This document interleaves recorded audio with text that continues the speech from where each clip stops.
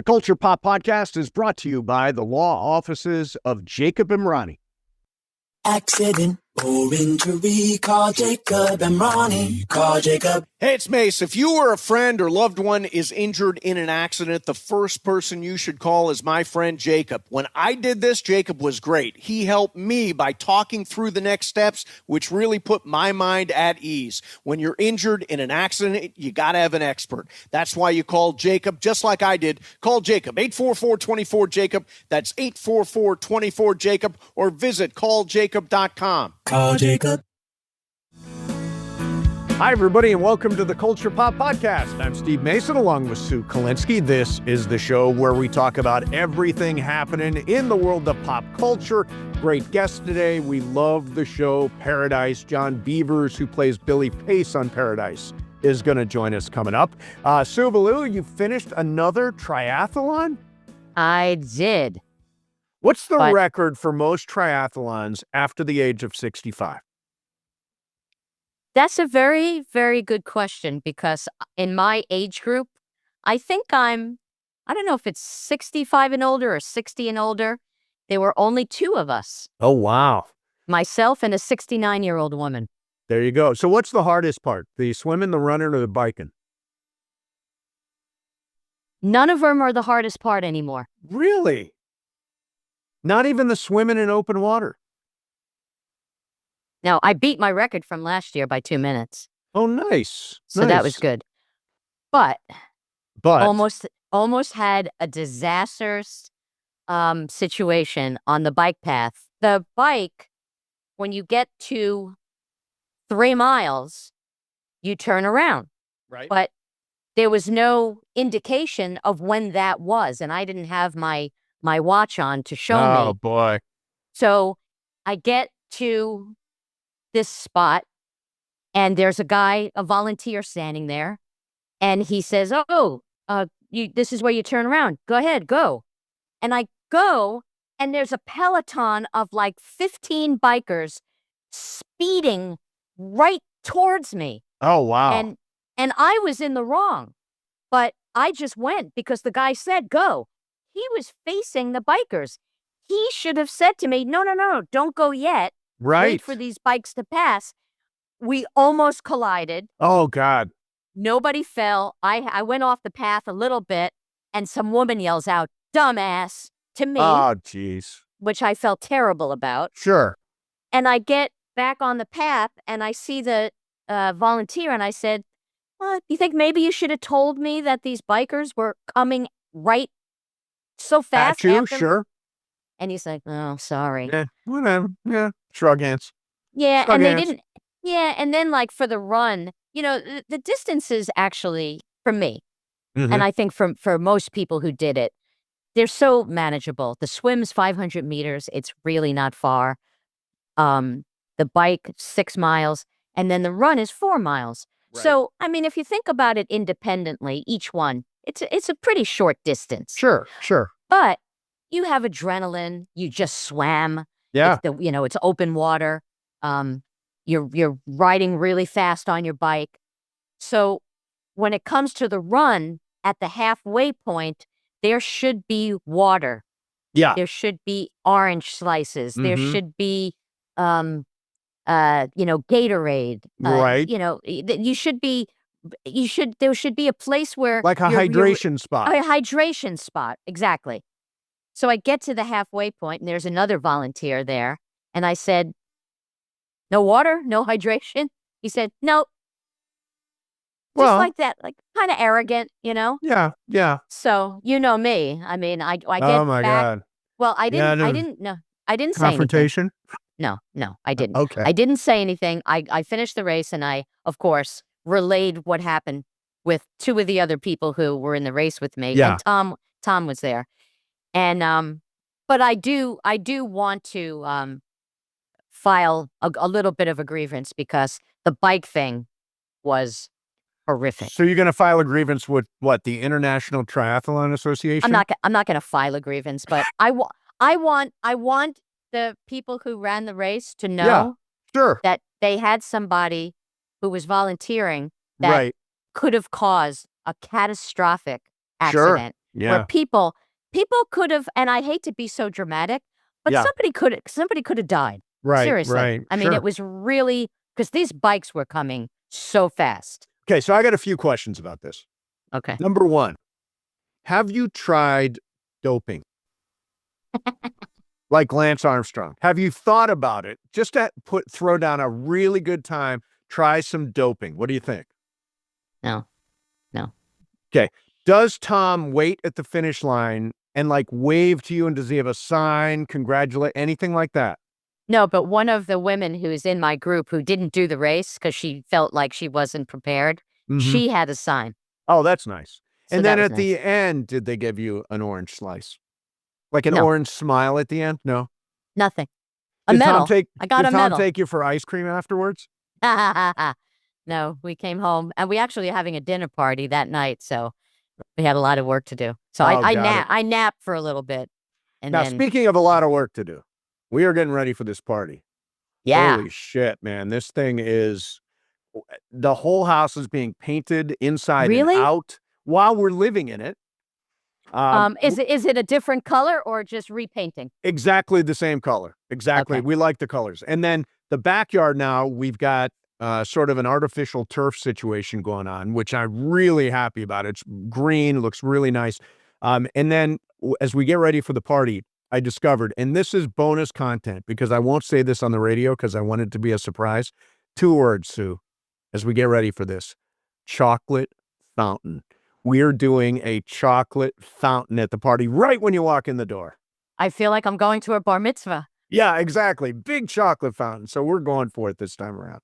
That's so great. really excited. Yeah, really excited for that. Somebody said, "Aren't you worried about being 60?" I'm like, no, if I was worried about it, I wouldn't be throwing a party for it. Worried like because you're old? Yes, because I'm getting older, I guess, is the thing. But I feel really good at 60. I'm like totally fine. You're doing you're doing triathlons at 68, 67. 67. Yeah. So got a lot to look forward to. Lot to look forward to. All And right. a So and a 69-year-old woman beat my time is that right?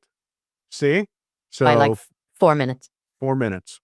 All right. So I thought we would do, before we get to John, it's National Women's History Month. And so I had this idea, why not come up with a list of the 5 greatest performances by a female actor in all of motion picture history?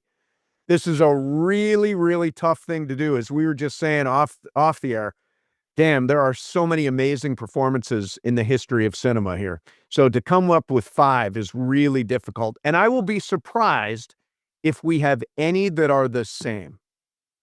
But let's try it. Okay. You start and I'll follow. Okay. Now they're not in any particular order. No, They're just my nor top are 5. mine. Yeah, not Okay. mine either.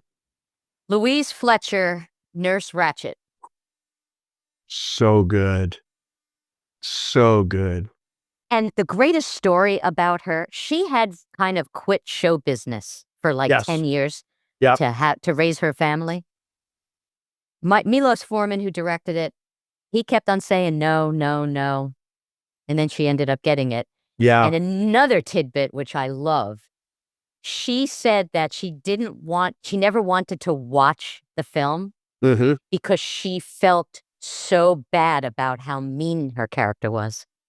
Her character was mean. Now, I met Louise Fletcher once at a deli called Junior's, and we both approached the counter at the same time. And I said to her, "Oscar winners first." And she looked at me and said, "That's very sweet, but it was a long time ago." And I said, "It still counts." She could not have been cooler. But what a great movie, and what an indelible character Nurse Ratched is. Okay, so I'm going to lead off with Meryl Streep. Yep. 4? Do you have the same one? Sophie's Choice. Yes. So over the years when I was doing the Snyder Show, I would ask everybody, what's the greatest performance ever? And from Ben Kingsley to John Turturro to Jenna Rollins, just some of the people, they all answered the same thing, Meryl Streep and Sophie's Choice. And I am telling you, I've seen the movie twice. It was many years between the first time I saw it and the second time I saw it because it is so gut-wrenching. We always say, oh boy, that's a real Sophie's choice. No, you don't really understand. She had to choose between children. One would live and one would die, and she had to live with that for the rest of her life. It is one of the most agonizing moments ever I've seen in a movie. And by the way, Meryl Streep, she learned Polish. She spoke German with a Polish accent. She spoke English with a Polish accent. I mean, just absolutely amazing. Her linguistic capabilities only added to the authenticity of the movie. I just think a level of realism that really very few actors could achieve. So she is absolutely on my list as one of the great performances by a female actor of all time. You have Meryl Streep and Sophie's Choice? Yes, I do.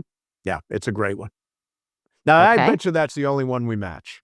Okay. Well, you mentioned the name of an actress who was one of my all-time favorite actresses, Jenna Rollins, Oh, I love her. in Woman Under the Influence. Such a good movie. Oh, God. What a part. I Yeah, mean, so painful. I mean, painful in a whole different way than Sophie's yeah, Choice. But yeah, just that emotion, a roller coaster that she took in this film. And of course, directed by her late great husband, Jon Cassavetes. yeah. I mean, those movies that she did with Jon Cassavetes. When I interviewed Jenna Rollins, it had been about a year since Jon Cassavetes had died. And so we start this interview. I had her for a half hour. There was one commercial break in it. So we start talking and we're going along. And obviously I know her career really well. And we get to the commercial break and she says, "Sweetheart, I'm surprised you haven't mentioned my husband, John." And I said, "I would love to talk about John, but the publicist told me not to bring it up, so I didn't want to." And Oh. and the second part of the interview, we talked about John and their relationship and creating movies together, and it was just magical. And they were doing a retrospective screening of Gloria at the New Art Theater. And Mhm. she said, "Sweetheart," and she called me sweetheart, "would you like to join me for that?" And I was like, "Oh my God, I get to be Jenna Rollins' date at a screening of Gloria." And so I show up and we're sitting together and she gets introduced and they do a pre-screening Q&A. Mhm. And she comes to sit down. And as the theater goes dark, she says, "This is where I get off the ride. I can't watch myself on screen." So she took off from the screening. But I thought, what an honor to be Jenna Rollins' date. I was just Wow. amazed by that whole thing. So Jenna Rollins, so great. I get that performance completely. Um, That's why I very rarely trust publicists and managers and agents when you try to get something to someone they represent yeah, and it comes back, "Nah, they're not interested." I would say more than half the time they haven't even asked them. yeah, yeah. I think that's 100% true. All Yeah. right. So Frances McDormand for Fargo. Mhm. Oh God, it's such an unconventional detective role. I mean, she's warm and she's kind and she's polite, but she's also smart and competent and underestimated and has great intuition. It's all behind sort of that folksy thing she does with, "Oh yeah." She says, "You betcha." And the very last speech is like, "And it was such a beautiful day." And she talks about when she's got the bad guys in the back. And I'm just like, it's such a delicate, layered performance. I absolutely love it. And one thing that jumps out at me too is her relationship with her husband, although very brief in the movie. She's encouraging him because he's doing a painting that's going to become a stamp. And so a couple of times through this thing, you get her talking to her husband about that stamp, about that painting, and genuinely loves what he's doing. I just think it's such a beautiful performance. Frances McDormand, Fargo. I bumped into her doing yoga on the day of the Oscar ceremony that year. And I said, "Good luck tonight." And she said, "Oh, don't jinx it." And I thought, so cool. And of course, she ended up winning for Fargo. All right, you're up. So she's in my top 10. Okay. She's in my top Wait, we 10. did 5, right? We only did We- 5. Yes, but I'm saying she's in my top 10. Got I it. had her in my top 5, and then I started thinking about some other actresses. Okay. Jessica Lange in Frances. Oh, wow. And she lost to Meryl Streep for Best Actress that year, but she won for Best Supporting Actress in For Tootsie. Tootsie. Yeah. Right. Yeah. That, because I read the book before I saw the film, and it was so brutal. Oh, this painful life of this tortured Harrowing. actress. Yeah. Oh, it's just so horrible. And just watching her go deeper and deeper and deeper. I mean, she was really an incredible actress whose career was completely destroyed. Combination of mental illness and then just, you know, men in show business who did not do the right thing by her.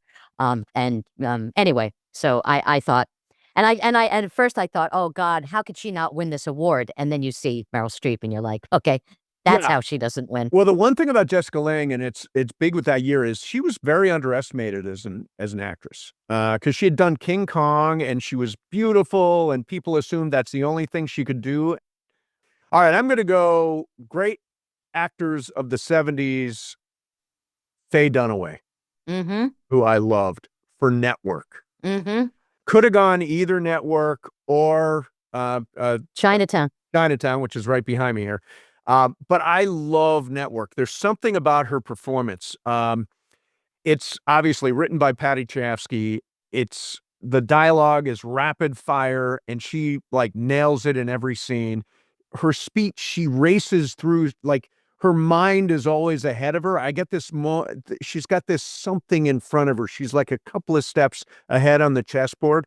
And I love so many of her lines. I seem to be inept at everything except my work, which is totally right. In fact, she's got a scene where she's having sex with William Holden, and the entire time, all she's talking about, this show would be great at 9 o'clock, and I've got this idea for another show while they're having sex. And I'm like, she can't even leave that alone. She can't even enjoy sex. She's already thinking about what is going to be next in her lineup. So Faye Dunaway for Network, which is one of my favorite films, is absolutely there. I met her when I was a teenager, right as I was starting to do stand-up. I was in my late teens, so I was like, I don't know, 18, 19 years old. My godmother actually lived in a building with a woman who was a wardrobe mistress, and she was working on Network. Okay. And she knew that I wanted to do stand-up, and she said to me, do you want to meet Faye Dunaway? And I said, yeah. Yeah. So I went to where they were shooting, the office building where the Network took place. Yep. And I got to meet her. And Peter Wolf was there. She was married to him at the time. Yeah, that's right. So Big he was Al's hanging man. so he was hanging out waiting for her to take a break or whatever. And yeah, she talked to me for a little bit, and I had like total girl crush. Yeah. She was gorgeous. She's so famously, apparently, was difficult to deal with. That was the report. And still. And still, apparently, Did you see the documentary? I did her? see it. Yeah. Yes. She was difficult. She was difficult in the documentary. She was. She didn't. The documentary, she was a pain in the ass. You're absolutely right. My last one is Vivien Leigh in Streetcar Named Desire. Oh, yeah. That's an amazing performance. Oh my God. I mean, she won two Academy Awards. I look at her, she was, I mean, you watch that film. I mean, everybody in that, I mean, opposite Marlon Brando, who was just, he was just such a evil character. Oh, he was so horrible. And Kim Stanley, who played her sister, was just insane. Carl Malden.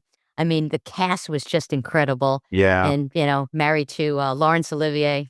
Yeah, So, that's right. I can't imagine what living in that house was like. Yeah, right. Such a raw performance. Just really, really went for it. And she's so good.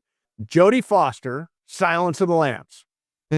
Love the movie. By the way, interestingly, 3 movies in history have won Best Picture, Actor, Actress, and Director. One of them you mentioned is One Flew Over the Cuckoo's Nest. The other one happened early in cinema. It happened one night with Clark Gable and Claudette Colbert and Frank Capra. And this is the other one, Jodie Foster, Anthony Hopkins, Jonathan Demme, and Silence of the Lambs. I love it because for a couple of reasons. One, you get that she is a rookie detective, right? A rookie CIA person, FBI person, who has got to face down one of the most notorious killers in history. And he sniffs her out. He knows her vulnerabilities, and he plays on that. And ultimately, that story of what happened when they were slaughtering the lambs, and she heard the screaming, and she carried the one lamb away, and the way Hannibal Lecter deals with that is just so playing on her insecurities. Absolutely love Jodie Foster in Silence of the Lambs. And my last one is my wild card. I just love this performance. Tilda Swinton in Michael Clayton. I love the movie. I love the performance. I love the fact that she's not evil. She is like a woman who's just trying to hold it together while she's doing these terrible, morally corrupt things. She's not evil for the sake of being evil. And one of the scenes is, well, there are two. One is when she's getting dressed in the morning at the very beginning of the movie, and she keeps rehearsing her lines. And then she goes into the bathroom and she's rehearsing her lines for this presentation that she's going to make. She's so insecure about the whole thing. I just love her in that movie. She's great in everything.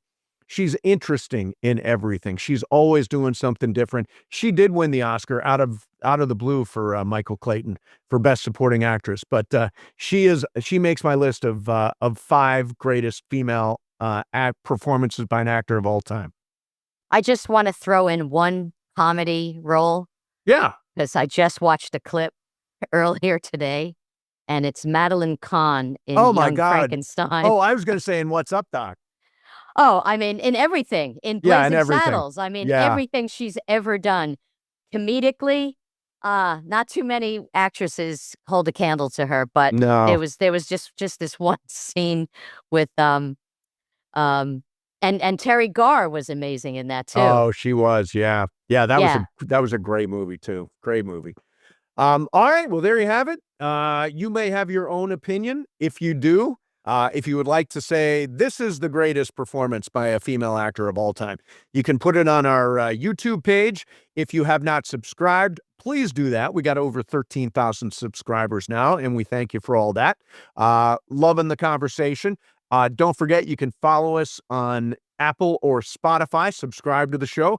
Big points if you leave us a 5-star rating and a really good review. And if you got a friend that you know this would be right up their alley, please tell them about the Culture Pop Podcast. We love to have new listeners and new viewers all the time. All right, here we go. Our guest today has starred on shows like The Fresh Beat Band, Bel Air, and The Long Road Home.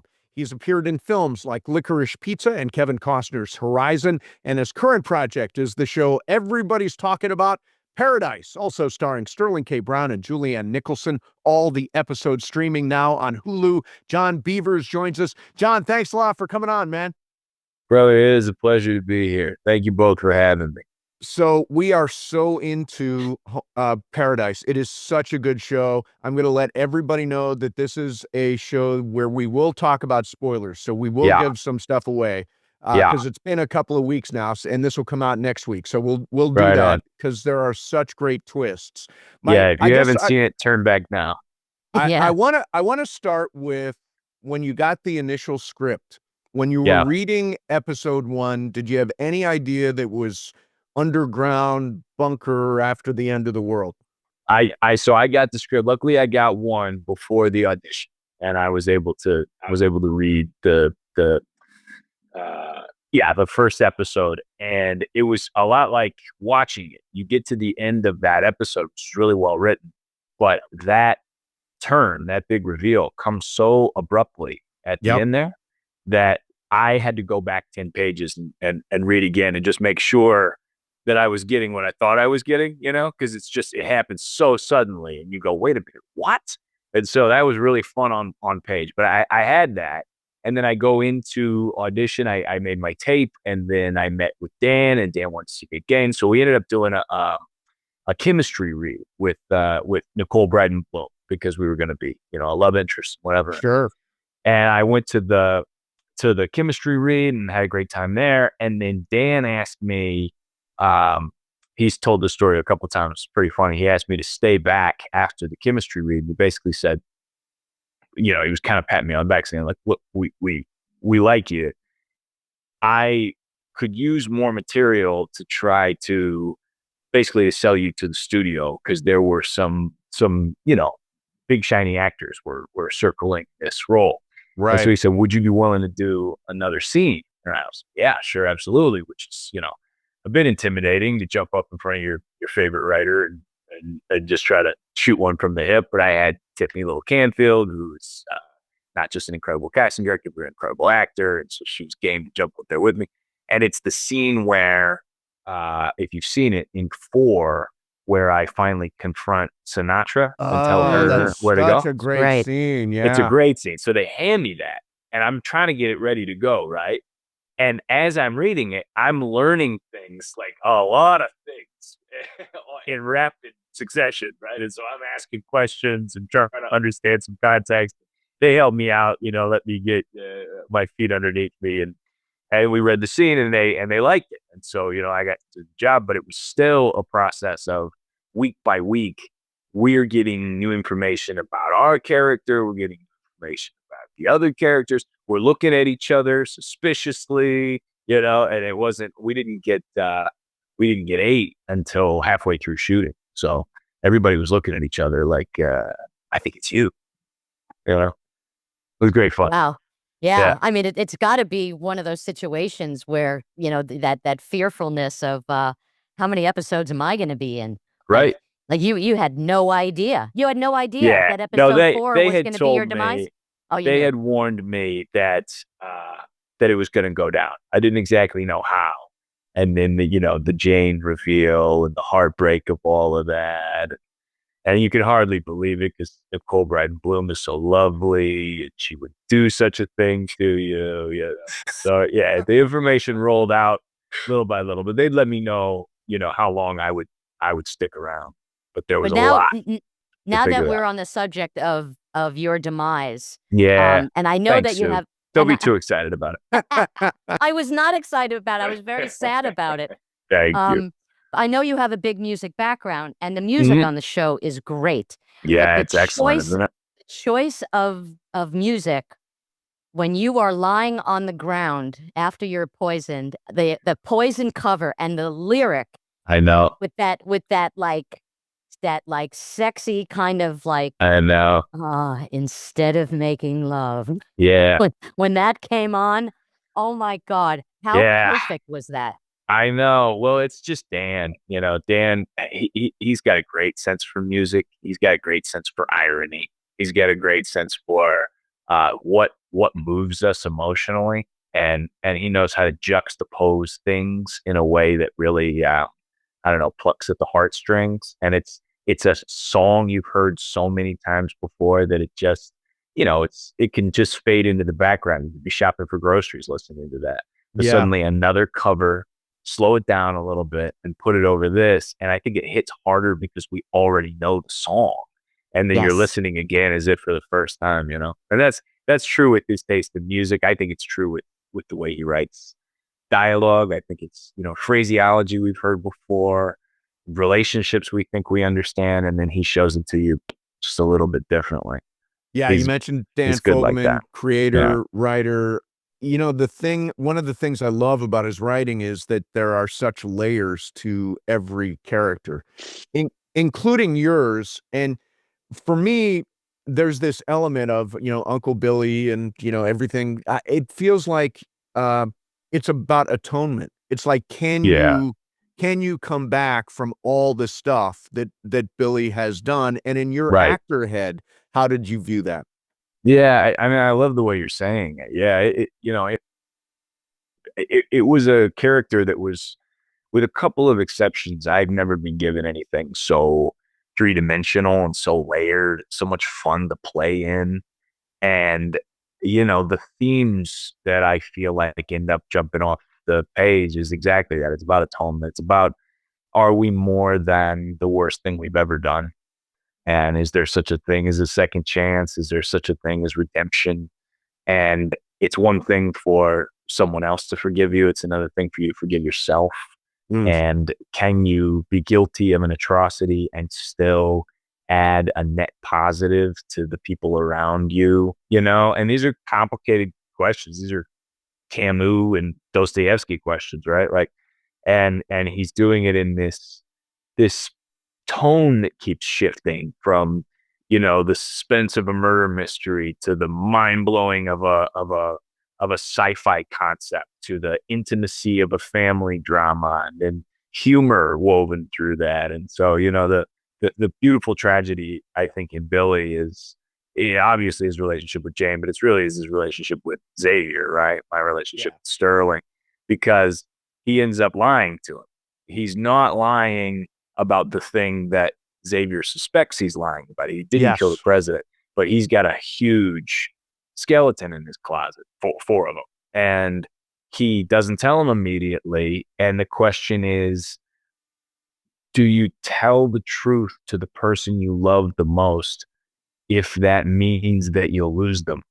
And what kind of courage does that take? And what kind of self-sacrifice? And this is a guy who I think is really interesting in that he's down in this sci-fi scenario. Everybody else has lost the life they wish they could have back, except for Billy, who never loved life prior to this. And he's down here experiencing normalcy for the first time, experiencing friendship and love for the first time. He's trying on the idea that he could be a positive role model to anybody, and it's too much for him to let go of. It's too precious to immediately come out with the truth that I think he's willing to tell, but it's going to cost him everything. And of course, he doesn't get that chance. Yeah. That buys us 4 more episodes. Yeah, something that I didn't really think about until after I had watched the series was how brilliantly paralleled your life is with Bradford's life. Like, here are two guys who were so unlikely to be thrust into the position that they're in. Great. I mean, just looking at how his father abused him and your uncle abused you, and here you guys are. He's the president. You're protecting him. It really is fascinating. And then both of you are not around anymore. Yeah, that's right. I love that comparison. He does, as I say, it's a murder mystery. It's a sci-fi show. And then the themes like fathers and sons and what we pass from one generation to the other, and self-worth, and having that reframed by having to step up into a situation that you didn't ask for, but suddenly you're in. These things that are so relatable, and we all have a version of it in our lives. Somehow this, Dan and this incredible writing team, they make these universal themes illuminated by these outlandish circumstances, right? And so you get the macro and the micro all at the same time. But I love that comparison, Billy to Cow. 2 guys who wonder if they can offer anything good to the world. And ultimately, I think they do. By the way, I love the scene you have with Sterling K. Brown, Xavier at the carnival. And I wonder, there are some people who just have like an aura about them, like this star. And Sterling's one of those guys, has that, just, you see him and you think, oh, that's a movie star. That's right. That's a great act. Do you notice that with people, that people have this sort of aura that goes along with their success? I have seen that. I actually have seen that. And I think it's a combination of things. I think it's something you're born with, but I think it's also something that you recognize is possible and you're inviting from the universe. It's you meet the situation. And I think Sterling is meeting his moment with destiny wide open arms and full heart. But the thing that's incredible about that guy is that I think he's one of our best actors working right now. I genuinely think, having adored him on screen with everybody else for years and years, and then now having seen it up close, I think this guy is as good as it gets. And I can genuinely tell you, he's a better human being than he is an actor. This is a person who, the generosity of spirit coming off of this guy is like gale force, And he was not just number one on the call sheet for the first time ever, by the way. This was his first time ever being number one. Oh, wow. He was an executive producer on the show. And that's a role that he took, I think, as seriously as he did the role of Xavier, in that the tone starts with number one and it echoes down the call sheet. It's this phenomenon that's true, I think, on every set, right? Like there's a tone setter, and you could not ask for a better tone setter. This is a guy who is empowering everybody he's talking to. He's genuinely curious. He's pulling out ideas from you about the show, about your character, about the relationship that you haven't necessarily taken the time to verbalize yet. He's deepening your performance just in conversation. And then he's playful as hell, and it doesn't feel like you're dealing with one of the great actors. It feels like you're dealing with a playful artist in process, figuring his own stuff out and getting into it with you. And all of the intimidation goes out the window, and you're instead invited to, I don't know, dig around in the sandbox and see what comes of it. And I don't know, man, I couldn't think more highly of the guy as an artist, and I couldn't think more highly of the guy as a person. But yeah, it is a thing that you see on people, and he's got the glow, but he's also giving that glow away just so generously as fast as he can, and somehow not losing any of it. It's incredible to watch. So is there a big difference working opposite an actor who has an executive producer credit? I mean, is it somewhat maybe liberating to have that kind of connection to somebody who has a voice maybe higher than yours up the chain Yeah. when it comes to creative? I tell you what it is, too. Like I've told this to my agents and told this to some casting folks. Like I'm looking for three things, really. I'm looking for a writer that cares more than me. I want somebody who is so deeply invested in this thing, and a character that I can sink my teeth into, but also it's a company that wants to play. And I've been on sets, big sets, I won't say names, where I'm working on high profile projects, and everybody's just a little too cool for school. And you get this impression that, I don't know, that people would rather be somewhere else, whether they would or they're just affecting it. It's a way of protecting yourself, I think, from maybe a performance that you've fallen out of love with, or being too invested in case something's taken away from you. I don't know. We protect ourselves all the time, and I'm not knocking anybody for how they get through it. But then there's the other thing, where you come to work each day and nobody wants to talk about anything else. Everyone wants to talk about the story. Everyone wants to talk about, oh, I watched your scene. I was sitting behind a monitor. It was amazing. It made me think this, that, and the third thing, And when the lead actor, who's also the executive producer, is that invested in the story, what it does is it just wipes out the possibility of being too cool. What, are you going to be cooler than Sterling K. Brown? I dare you. You know what I mean? So you'd better come to play, because this man came to play. And we all know he's the best doing it. And we all know he's the boss. And that he turns around and goes, yeah, but I want to know what you think. I want to know what you could do. I want to see what your ideas are. It's like, geez, man, you're taking me back to the reason I started doing this in the first place, which I think is tactically what he wants to do. I've seen it from a few other actors. Rosario Dawson is a number one like that. I felt challenged, but also like kicked into play, just like absolutely thrown into a good time by that person, and I think very intentionally. Colin Farrell is like that.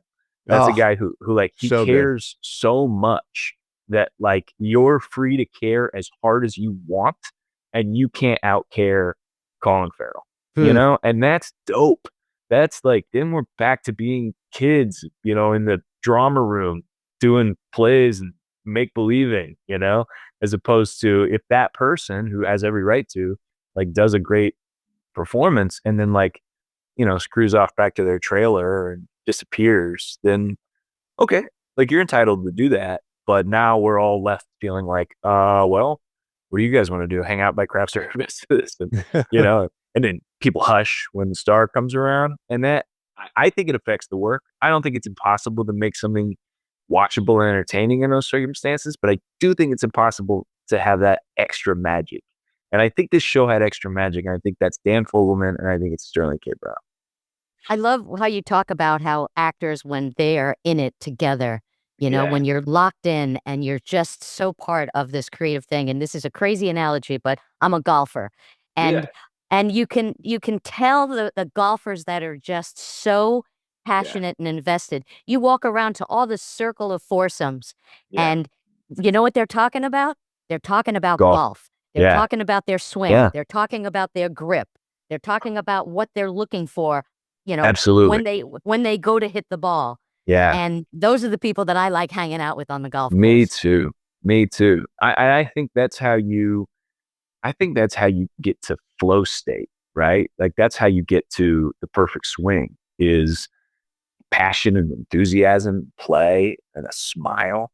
And then sometimes you shank that thing. And sometimes you get furious about it. But I think of, you know, the people you're talking about, whether it's golf or whatever, they're the disappointment, the like, you know, self-criticism is because you want and expect and know that better is possible. And if you're being hard on yourself with the expectation that better is possible, then that's Mamba mentality, you know, that's pushing yourself towards greatness. The other thing, when a critic is louder than the kid, then you can trend, I think, in the wrong direction. But if you're out there talking about like, hey, I just learned a new thing and I want to share it with this, and also the generosity, right? I think when you're miserly with your tips and your tricks and your energy, then you end up cutting yourself off from the exchange. And the exchange, especially in acting, that's where muse lives, man. Yeah. So you mentioned Mamba mentality. I work in Los Angeles for ESPN, and I knew Kobe Right a little bit. Wow. Amazing guy. Now, what in your mind is the Mamba mentality? Man, I mean, it's all the stories, right? About the fellas coming home at 3:30 or 4:30 from the club, and Kobe's already on his way to the gym, and they say, you know, party with us. He says, all right, I'll go out with you. You go to the gym with me, and then he's out with them till 3, and it's still up at 4:30 in the morning. I think, I always think about this great story that I don't know, somebody tells about Kobe when he first got to guard Michael Jordan in that game that's been, you know, talked about over and over again. Sure. Somebody, maybe it's Robert Horry, I forget who's sitting down the bench from him. And they end up saying like, hey kid, you know, he's 19, 20 at the time. Hey kid, you want some advice? He says, yeah. He says, don't look him in the eye. Right. And that's probably good advice for your average player because, like, you know, Jordan was a legendary trickster, man. Like, he knew how to get inside your head. But I will say, sorry, I got distracted for a second. But what Kobe said, he turns back to Robert or whoever it was, and he says, why wouldn't I look him in the eye? And he says, you don't understand. I'm that too. And those words, I'm that too. Yeah. I think about that every time I think about Kobe Bryant because it wasn't presumption exactly because he still knew he had to get up at 4:30 every morning and he was going to out-practice everybody. Yeah. But it was a sort of an entitlement to his destiny, you know, that like, I think he meant it. I think he knew it. I think he looked at Jordan and was like, I'm that too. And he wasn't yet. I mean, he's still going to go out on the court and he's going to solicit tips from him and they became good friends. And, you know, he knows he's got room to grow. He just knows where he's growing to.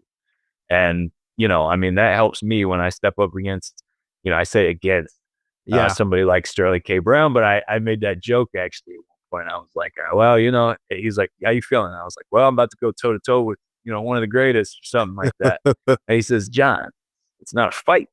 It's a dance. And I was like, that I right like there. that. Yeah. That right there. And when you have to be invited to dance, but you also have to step up and do the dance. So, it's all in there. Yeah, one of my favorite scenes was with that you did with Presley when you were giving her boy advice. Yeah. Right? And it was really sweet. And as a young, when I was a young woman, if somebody older that I really respected and admired was giving me that kind of advice, it would be just like the greatest. But what I loved about it was that you had that defining moment in your life with your uncle where he said, "Don't hesitate." Yeah. And it ended up tragic, but in another sense, it taught you a very important life lesson. I know. And then you were passing that on to Presley, like, go for it. That's such a beautiful observation, Sue. Thank you for pulling that out of there. Yeah, that. Well, now that I'm done with the character, I guess I can show you these kinds of things. You keep some secrets to yourself while you're playing it, because but Never Hesitate was the name of the playlist that I made for Billy, and I like to work with music and have songs to source off of. And Never Hesitate was the name of the playlist because those were the words, right? And for him to redeem that, the truth taught to him by a very flawed teacher, for him to somehow have not thrown that baby out with the bathwater and be able to brush the dirt and the trauma off of that and then hand it as a jewel to somebody he loved in a moment where he was learning to be a mentor. I thought that was one of the more special little gems in all of the writing. And it was a real key into the character for me. This is a guy who, whether or not he believes he has anything that he can offer that's good, I think he's struggling with the idea that he's a bad person and that he needs to hide his past in order to be loved. But he's already taught himself that not everything from a bad person is bad. Not everything from a good person is good. He's begun to see the gray in others. So I think, and the last thing he says before he dies is, I got to give some good advice to Presley. She's growing up so fast. And I think that's, in the last second, he's completed his arc, right? He has not let his capacity to love or be loved be taken away by terrible circumstances. Yeah. And that's pretty beautiful. What's on the Billy Pace playlist? Oh, well, it's a good question. Let's see. There was some Johnny Cash on there. Let's see. I'll pull it up for you. Yeah, pull it up. Yeah. Let me see what was on there. This is fun. I've never shared this. I don't even know if I've shared this with my wife. I try to keep these things, because once you start telling everybody that never hesitate, let's find it. This is cool. This is fun. I gotta search it now. While you're searching, I can tell you that the first, for whatever reason, I go through runs where I follow one artist really closely. Right now, it's Shabuzi, who I totally dig. Man. His whole album is fantastic. But like when I go to the gym, I basically track the Shabuzi album. It's fantastic. Yeah. Well, everybody in the club is getting tipsy. Everybody. There you go. You know what? It starts out with "Don't Let Me Be Misunderstood," the Elvis Costello cover. Oh wow. Great song. Yeah, it was a great song and a real kind of key into Billy for me.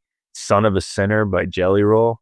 Oh, a Jelly Roll. What a voice that guy's got, huh? Yeah, man. And that's a dude who comes from deep.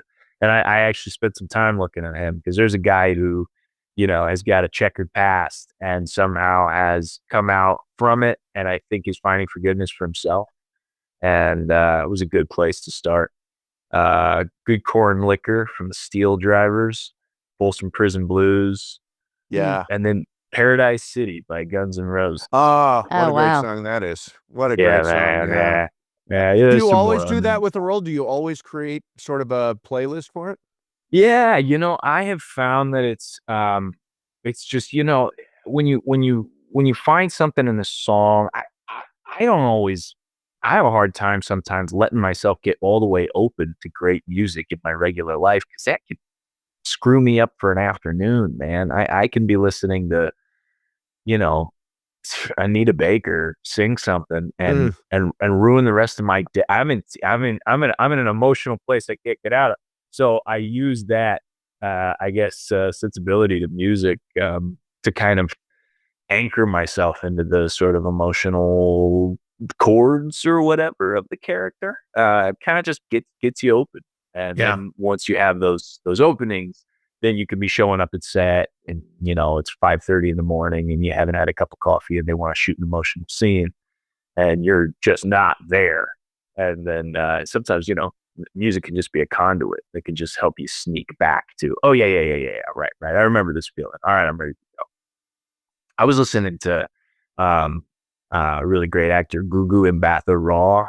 Oh, she's terrific. Yeah. Yeah, I was listening to her talk the other day, and she says she's has a practice of using scents, that she'll associate a scent with each character Interesting. that she's playing, and that recently she went back to a character she hadn't played in a year and was feeling, a bit of imposter syndrome and then pulled out the scent, and suddenly she was like, "Oh yeah, I remember this person." It's, sense memory, right? And that's the strongest one. Interesting. I want to. Really. I have a comment about that, and then I want to ask you a question. When you talk Sure, about yeah. like how powerful the mind is, years ago, like over 20 years ago, I quit smoking cigarettes, and I battled as a nicotine addict for so many years. I started smoking when I was in 7th grade. Yeah. I was terrible. Anyway, Well, good for you. I just could not do it. I would quit for maybe a couple months, but I was never able to just quit. And Yeah. I associated nausea with nicotine. And whenever I thought of having a cigarette, I physically got nauseous. Wow. And I never, ever smoked again. Did you use meditation to do that or hypnotism to do that? How'd you do it? Nothing. You just linked it in your brain. I just willed it. I just willed it to feel that way. Well, I tell you, Sue, you're probably an actor. Like, that's the whole skill set. I in have my been. opinion. It's just, yeah, that makes sense because it's just linking in your mind, right? And first of all, congratulations, that's amazing.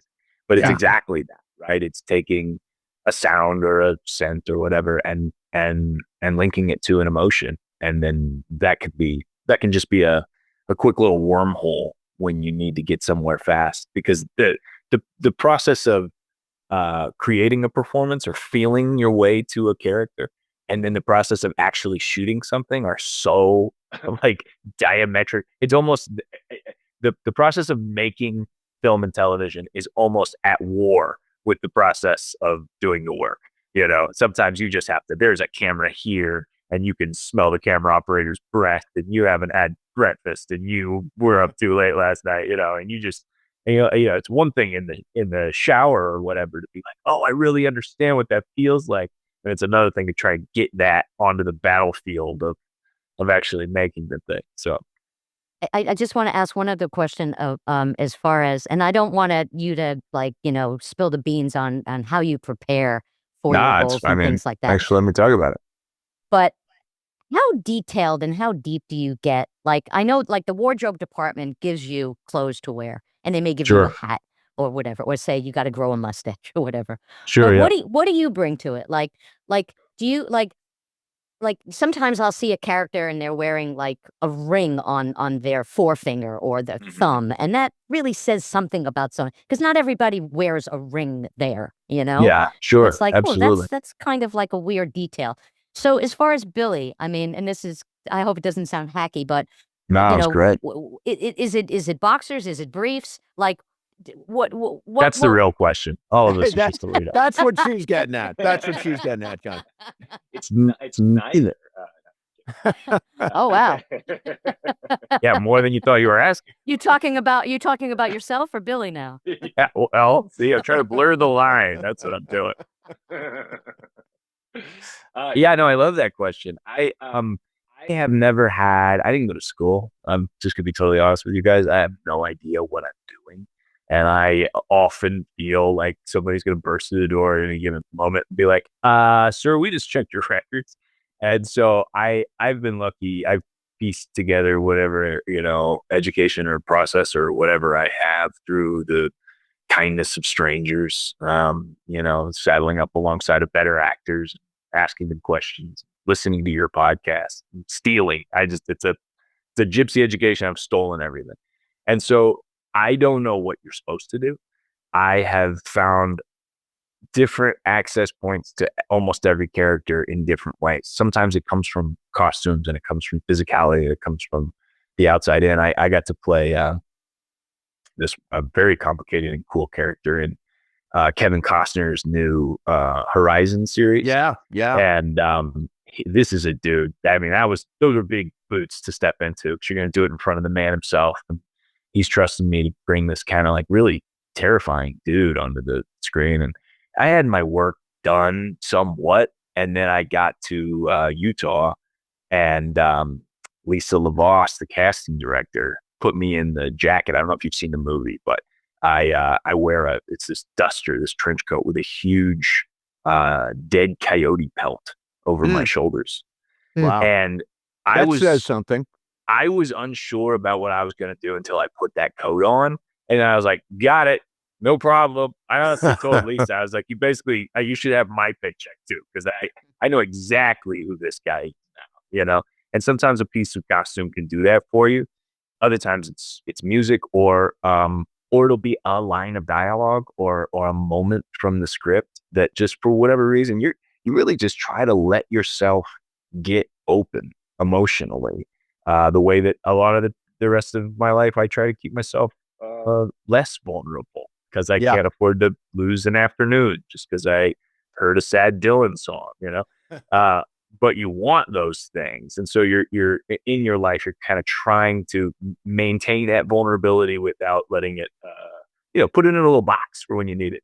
And so sometimes one line, and never hesitate or what have you, it's just an entry point and you go, oh, that's like when, or maybe it's not that literal. Maybe you just know it. Maybe it's an arrow to the heart, and you keep those things for as long as you can. Now, if you can tie something to that, if there's I'll sometimes put something in my pocket.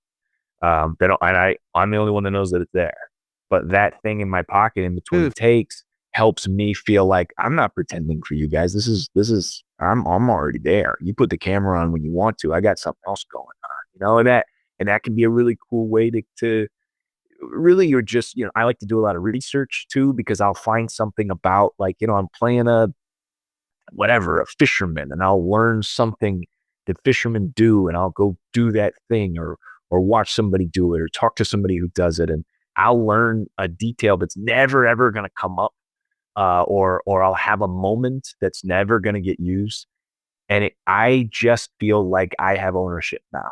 Like it's I know more than you know about this. And from there, I suddenly have the boldness to go, let me tell you about your character that you wrote. Because he's not your character. Right. So it's, I don't know. I'd like there to be a more locked in process, because then I wouldn't feel like a phony every single time, but I end up just reinventing it every time out. So you've got a gigantic scene with Julianne Nicholson, the confrontation with Sinatra. And first of all, I would think as an actor, you're thinking, wow, this is something I can really sink my teeth into. Sure. And I'm curious too, did you rehearse that scene at all? Well, it's fun to have that last conversation and then talk about Julianne, because Julianne, there's actors like you talked about who have this glow around them and they're movie stars. And there are actors, there's 10 different kinds of actors. Some actors are almost athletic about it, and it's very cerebral. And you can tell like, oh, they're chipping away. Some of my favorite actors. And there's another kind of actor, like Julianne Nicholson, that's more like a witch doctor or something. And there's nothing assuming about her at all. Like, you would not meet this person other than the fact that she's just lovely and sort of bewitching. You wouldn't meet her and think this is a serious person. This is a person who, has been obsessing about a performance or whatever. She is absolutely present with you and completely carefree, very disarming. And something happens at some point, and I swear to God, you can't, even if it was filmed, you can't point to where on the timeline she disappeared and it stopped being a pleasant conversation. And suddenly this really lovely, disarming woman you were sitting across from looks at you in a way that's really unsettling, and something else has started now. And it is, I don't know how to say it other than that, man. She's a voodoo artist, and it's incredible to watch. She's a truly transformative and transfixing actor. So no, we didn't rehearse that. And in every scene where I feel like I'm doing really great work, I am trusting my dance partner and just completely falling forward into their embrace. And that's why my scenes with Sterling, I think, work. And this scene, I think, works because I am at the absolute mercy of Julianne Nicholson and just keeping step with somebody who is so gifted is a pleasure, and also wildly scary. Right. So we found that very much. We found the blocking, we found the moments of closeness and the moments of being apart. And Ganja Montiero, who was our director, and Dan, who was there. Everybody wanted something. They had an idea going in, and this is the best kind of scenario you can possibly be in. Everybody's got an idea, and they're open to the moment, so that there's no space. The only time you ever get in trouble is when the idea is not enough to fill the space. Both people or all 10 collaborators don't have enough idea to make 100%.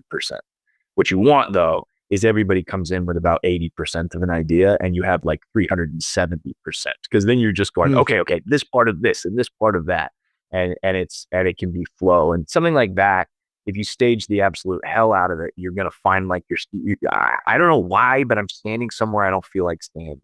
Whereas if a director invites your impulse, and then you've got Yasu Tanita who shot this thing, the cinematographer, who's going like, you're gonna be over there, all right, great, wheel that around and move this and change heaven and earth. We're gonna make that look beautiful. And I mean, come on, man, these are the kinds of collaborations you pray for, and I just got them all at once. So you are in Pittsburgh, Pennsylvania right now. I was born in Altoona, Pennsylvania, which is near State College, and there is a language called Pittsburghese. So the city of Pittsburgh Pittsburgh is pronounced Pittsburgh. Pittsburgh. Yeah. Pittsburgh. If you want to talk about your mom, it is mom. Mom. Yeah. My mom's from Pittsburgh. There you go. You're on it. You're on it. Okay, great. Yeah, I love it. If you need to clean up your hotel room, you red it up. You read it up? You got to red up your room. So can you do me a favor? Tell me I got to red up my room before my mom takes me to Pittsburgh. You better red up your room before your mom takes you to Pittsburgh. That's incredible, Mase. Honestly, there's two very good actors, the both of you. Sure. You may get an under 5 on Easter. Hey, man. Yeah, get on over here quick. I'll see who we can talk to. One last tip. You got to go to a restaurant called Permanti Brothers. You know what? You're the second guy to tell me that. Oh, it's famous. It's famous. Okay, and what do I order?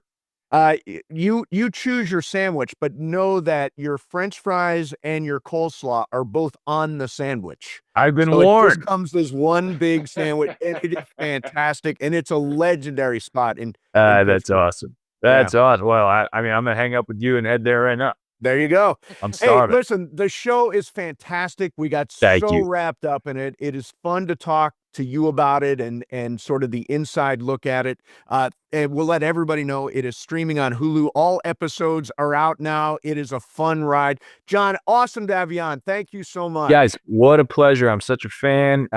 Some of my favorite actors have had a chance to talk to you. Some of my good friends, Cassie Freeman, came on to talk to you guys. And I love listening, and it's a real honor to be here. So thank you, Jon. That's nice of you to say. Thank you very much. Yeah. All right. Well, cheers, guys. There you have it, Jon Beavers. What a terrific show. I really, really had so much fun with that show. Well, you know what's so much fun about it is that there's so much to talk about. Yeah, because it is so dense, you know? And layered, I think. Like I'll say this. I was going to say it to him, but there's a scene between Xavier and his father. That whole storyline about Xavier and his father, Glenn Turman, who's actually been on the show, plays opposite Sterling K. Brown in this. And it just gives you another layer of that Xavier character, that sort of moral compass that he operates with, comes across in that scene with his father. Such a great show. Strongly recommend. It's all streaming on Hulu now. Go check it out. Jon's terrific. That scene we talked about with Julianne Nicholson, man, that's a Titanic scene. It is awesome. Sue, thank you very much. Thank you very much for watching. Thank you very much for listening. We appreciate all of you out there, and we will see you next time on the Culture Pop Podcast.